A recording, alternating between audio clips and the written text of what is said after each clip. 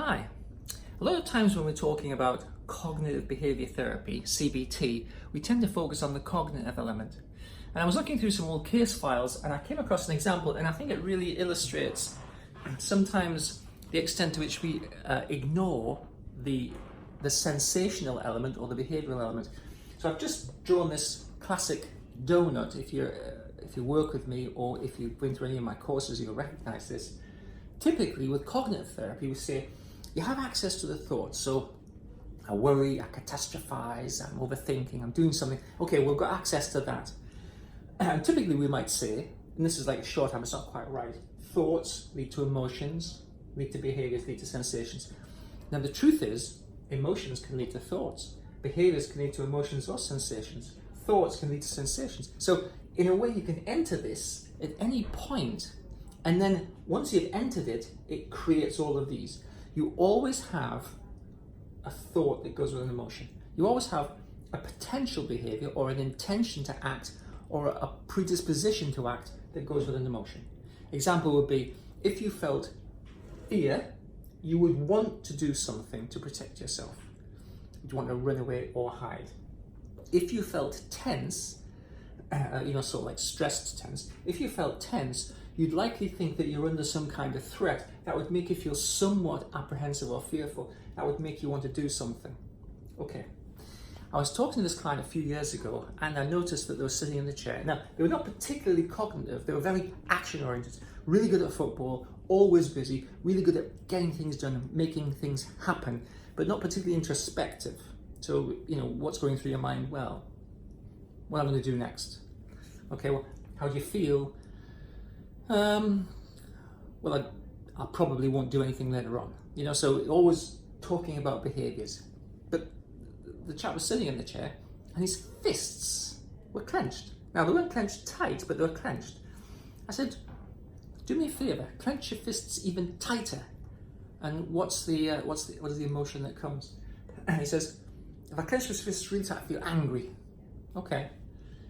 Now, do you walk around with your fist clenched? Yeah, all the time, yeah, okay. So his behavior and sensation link lead to, if you magnify it, lead to an emotion of anger. Now, he always walked around more or less with his fists clenched. Now, they weren't clenched tight, but he was always, in a sense, predisposed to be angry.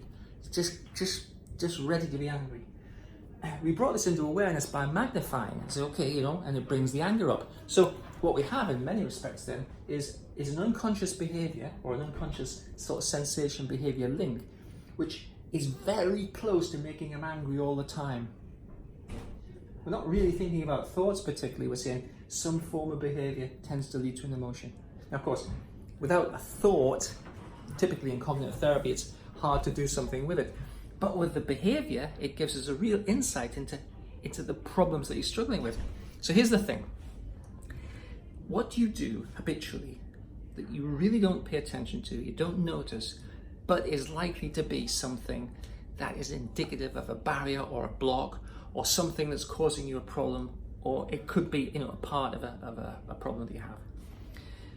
Figure it out, have a look, do a body scan, have a look to see if you can find something, and then magnify it. So for instance, he would sit like this, I said, clench it tight, and he clenched it tight, and it made him recognize the predisposition for anger in him.